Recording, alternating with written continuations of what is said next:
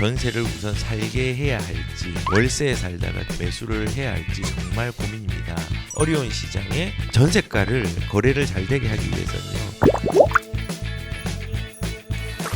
오해신님께서 내년 봄에 결혼하는 아들이 집 평택을 준비하려는데 현금 2억 7천이 있는데 부족한 금액을 대출을 받고 고덕에 지금 매수해야 하는지 전세를 우선 살게 해야 할지 월세에 살다가 기회를 봐서 매수를 해야 할지 정말 고민입니다 라고 얘기를 좀 해주셨습니다. 아들이 어떤 의도와 어떤 목적으로 이제 평택에 있어야 되는지는 구체적으로 알 수는 없지만요.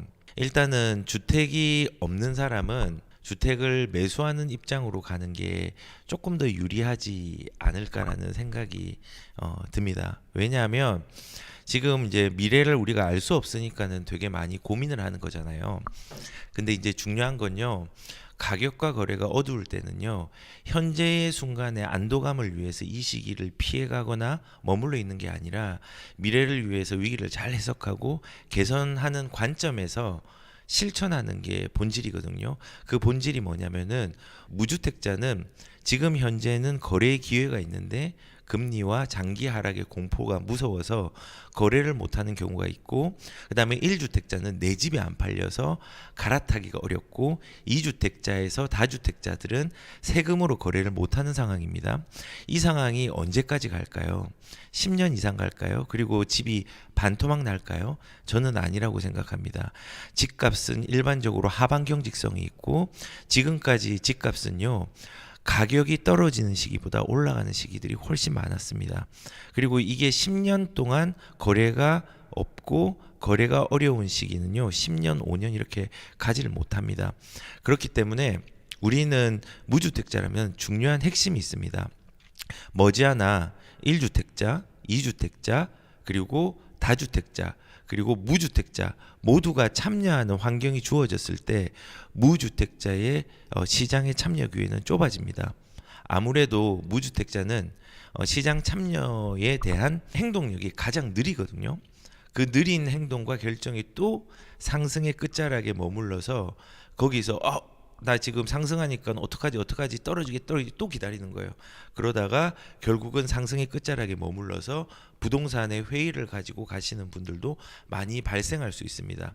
그래서 저는 개인적으로 이 얘기를 구구절절 길게 하는 이유가 뭐냐면요. 지금 매수를 해야 될지 월세를 사야 될지 전세를 해야 될지 기회를 어떻게 봐야 될지 모르지만은 우선은 기본적으로 이 공포를 해석의 관점들을 기회로 삼는 사람들이 많았으면 좋겠습니다.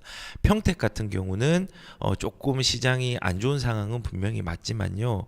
가격과 내가 대출을 관리할 수 있는 능력들이 적절하거나 혹은 실거주나 아니면은 투자로서 접근하거나 어떤 방법일지 모르겠지만은 관리가 가능하다면요. 저는 집을 사는 게 맞다고 생각을 합니다. 다만 저는 평택에 대해서 지금 당장 집을 사세요라고 말하기는 조금 조심스럽고, 그리고 더 중요한 거는 제가 상담을 하는 이유가 바로 이런 거거든요. 상황과 형편을 잘 모르거든요. 그래서 이제 본질적인 부분과 보편적인 부분만 말씀을 드렸어요. 집을 사는 게 저는 맞다고 생각합니다. 지금 사람들이 무서워하죠. 과거에 어려웠던 시장들을 다 살펴보십시오.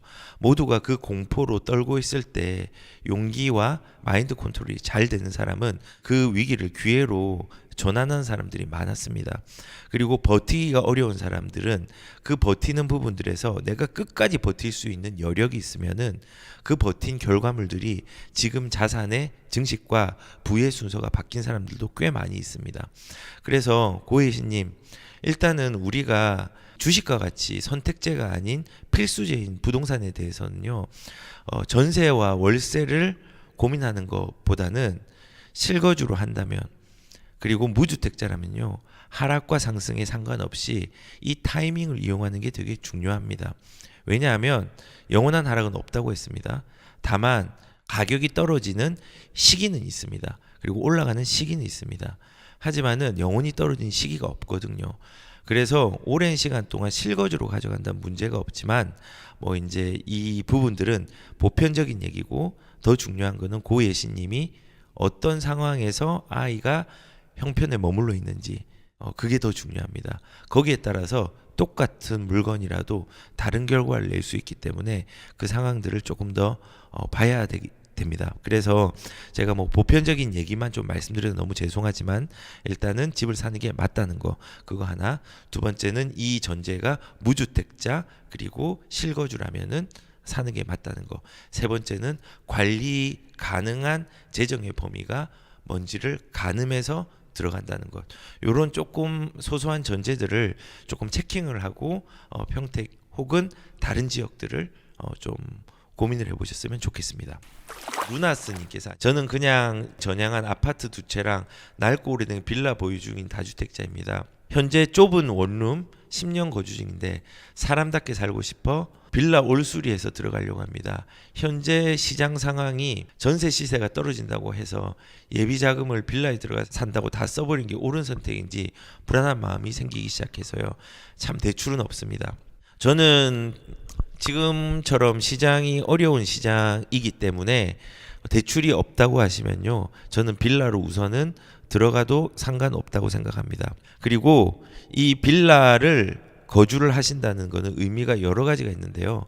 첫 번째 의미는 내가 주거 비용, 내 엉덩이에 깔고 있는 돈들이 최소화된다는 겁니다. 지금 사실은 내 엉덩이에 깔고 있는 돈이 지금 실거주로 들어가는 사람들은 6억, 7억, 10억 이렇게 깔고 있는 사람들이 되게 많습니다.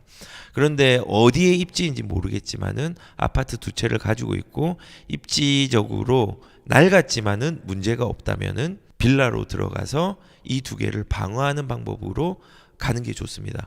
그러면 이 돈이 묶이는 게 아니냐, 거주로서 묶이는 건 괜찮습니다. 그리고 시장이 밝아질 때 어떻게 해야 되느냐, 여기를 전세를 주고 나오는 겁니다. 그럼 전세를 줄 때 어떻게 해야 되느냐, 빌라의 전세는 특징이 있습니다.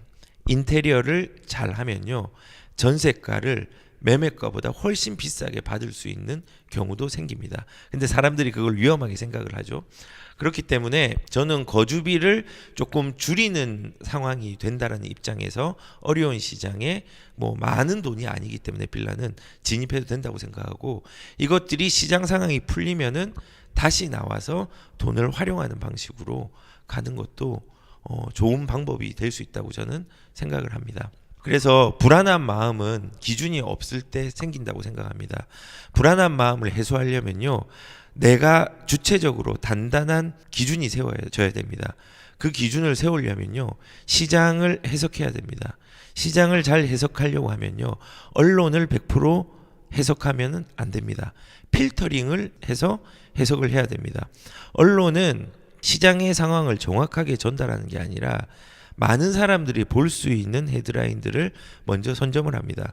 제가 아는 공영방송의 기자도 그 얘기를 했습니다. 이제 친하게 지내는 지인 중에 한 분이 얼마나 더 자극적인 헤드라인을 쓸 것인가에 대한 고민을 되게 많이 한다고 합니다. 왜 그러느냐? 조회수가 그 광고와 여러 가지의 그 기사를 쓴 사람 입장, 쓴 회사 입장에서도 훨씬 더 유리하거든요. 그래서 거기에 현혹되는 것보다 더 중요한 거는 시장의 상황을 필터링 할 수 있어야 됩니다. 그러면 이 필터링을 할 수 있으려면 어떻게 되냐? 내부적으로는 내 형편을 파악해야 되고요. 재정 상황, 생애 주기, 내가 대출의 능력, 그리고 부부간의 합의, 그리고 시장의 상황을 해석할 수 있는 과거의 경험들. 그러니까는 과거의 경험을 한 사람은 하락장의 시장, 예전의 시장에 참여자로 있었다면은 불안하지는 않을 겁니다. 근데 시장에 참여자로 있지 않았으면 불안하겠죠. 뭐 이런 부분들이 있어야지 필터링을 할 수 있는 능력이 생깁니다. 그리고 과거의 정책들을 꼼꼼히 따져봐야 됩니다. 그리고 거시경제 중에서 유동성의 상수를 인정을 해야 됩니다. 그리고 어려운 시기가 그 유동성의 상수에서 있다는 것들을 과거의 시장을 바라보면서 발견을 해야 됩니다. 그러면은 불안한 마음이 생기지 않습니다. 저는 지금 주식도 마찬가지고 집값도 예전에 최고점에 비해서 떨어진 아파트들이 많이 있습니다. 근데 불안하지는 않은 게요, 저는 긴 시간을 가져가자라는 기준들을 세웠거든요. 물론 거기에서 또 현금이 흐르면은 자산을 늘릴 수 있는 부분들을 고민을 하겠죠.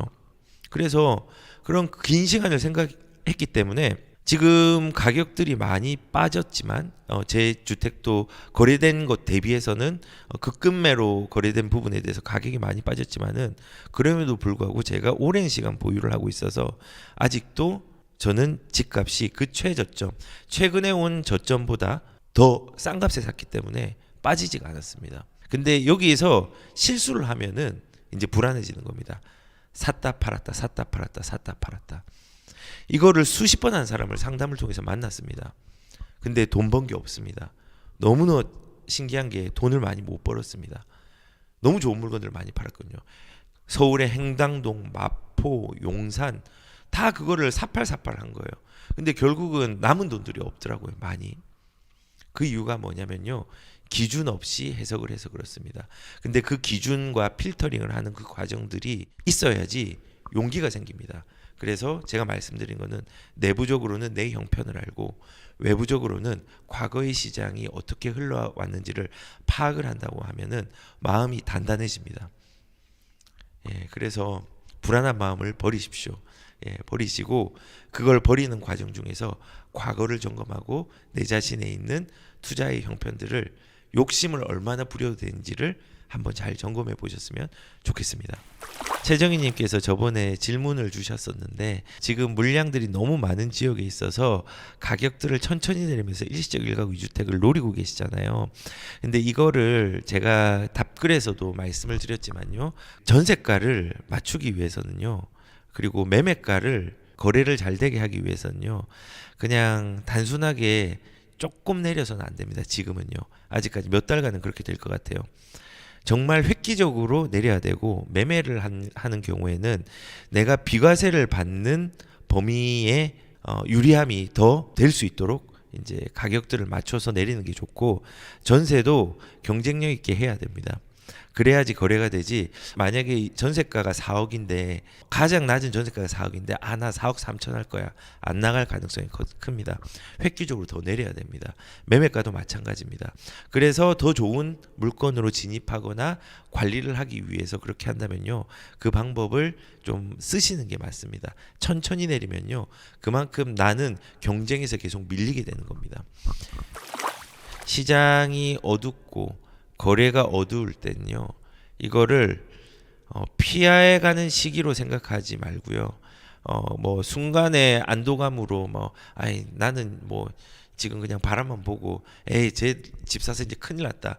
이렇게 하면서 스스로의 안도감을 만드는 시기로 생각하지 마시고요. 미래의 위기를 잘 해석하고 개선하는 관점으로 가야 됩니다. 그런 의미에서 무주택자가 제가 분명히 거래의 기회가 있는데 금리와 장기 하락의 공포로 무서워서 거래를 못하고 1주택자는 내 집이 안 팔려서 갈아타기 힘들고 2주택자, 다주택자는 세금으로 거래를 못하는 상황입니다. 이 상황은 오랫동안 가지 않습니다. 저는 분명히 올해까지 못 갈 거라고 생각을 합니다. 왜냐하면 과거에 대한 지표들과 경험과 정책과 경제 상황들을 제가 꾸준히 얘기했기 때문에 그 근거는 충분히 얘기했을 거라고 생각을 합니다. 근데 문제는 그렇기 때문에 문제는 무주택자들입니다. 그리고 공포에 떨고 있는 사람들입니다. 주택이 있더라도 머지않아서 1주택자, 2주택자, 다주택자가 모두 참여하는 환경이 주어졌을 때는요. 무주택자가 시장에 참여할 수 있는 기회가 매우 좁아집니다. 느리거든요. 그래서 우리가 빨리 공포의 관점을 기회의 관점으로 전환하는 무주택자 혹은 공포라고 생각하고 기회를 발견하지 못하는 기준을 가지지 못한 많은 분들이 그 관점들을 바꾸는 시기로 고민을 해봤으면 좋겠습니다. 꼭 거래를 한다고 해서 시장의 참여자가 아닙니다. 내가 거래를 할 수 없다면 저도 거래를 할 수가 없는 부분이 있는데 지금 조금 풀린 게 있습니다. 비규제적으로 된 게 있으니까. 그것들을 꾸준히 고민해 봐야 됩니다. 꾸준히 관찰해 봐야 됩니다. 그것도 참여자입니다. 그렇기 때문에 우리가 특히 지금같이 집값이 하락이 된다라고 생각을 하고 오랫동안 될 거라고 생각하는 사람들 저는 거꾸로 생각해야 된다 생각합니다. 하락을 바라보는 우리의 관점을 변화시켜야 된다 생각합니다.